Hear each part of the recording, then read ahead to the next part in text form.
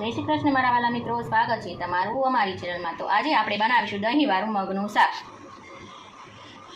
તો સૌથી પહેલાં આપણે અહીં એક વાટકી મગ લઈ લઈશું। મગને આપણે સારી રીતે ધોઈ અને આપણે મગને 4 વિસલ લગાવી લઈશું પ્રેશર કુકરમાં।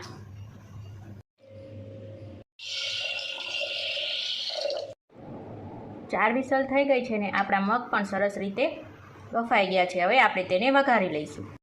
અહીં કઢાઈમાં આપણે 2 મોટા ચમચા જેટલું તેલ ઉમેરશું।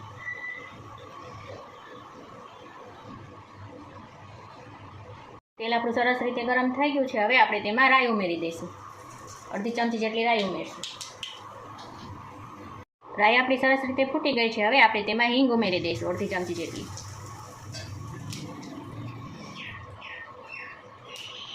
ત્યારબાદ આપણે તેમાં બાફેલા મગ ઉમેરી દઈશું।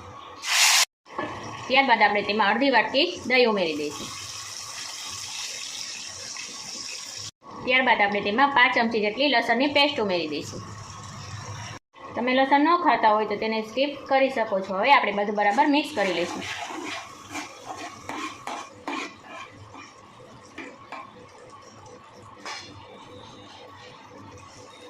હવે આપણે તેમાં મસાલા ઉમેરી દઈશું। અડધી ચમચી હળદર, નાની ચમચી છે એટલે મેં અડધી ચમચી લીધી છે। 2 ચમચી મરચું સ્વાદ પ્રમાણે લેવાનું, તમારા ઘરમાં જે પ્રમાણે તીખું ખાતા હોય એ પ્રમાણે લેવાનું।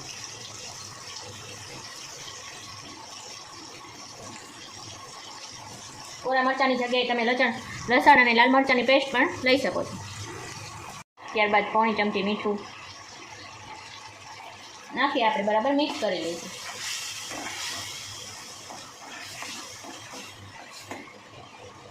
લસણને આવી રીતે પહેલાં સાતળવા દઈ એટલે તેનો કાચો ટેસ્ટ વયો જાય છે। હવે આપણે બીજા મગ બાફેલા હતા તે તેમાં ઉમેરી દઈશું।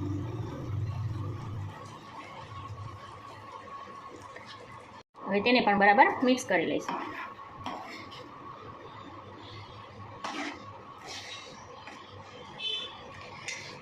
હવે આપણી જે દહીંવાળી વાટકી હતી એમાં થોડું પાણી ઉમેરી આપણે પાણીમાં નાખી દઈશું। હવે તેને પણ બરાબર મિક્સ કરી લઈશું। હવે આપણે તેને મીડિયમ ફ્લેમ ઉપર થોડી વાર ઉકળવા દઈશું। હવે આપણું મગનું શાક સરસ રીતે તૈયાર થઈ ગયું છે। તેને મીડિયમ ફ્લેમ ઉપર ઉકળતા એને 5 થી 7 મિનિટ લાગી હતી। આપણું મગનું શાક સર્વ થઈ ગયું છે। તો તમને અમારો વિડીયો ગમે તો લાઈક કરો, શેર કરો અને અમારા અવનવા વિડીયો જોવા માટે અમારી ચેનલને સબસ્ક્રાઈબ કરો।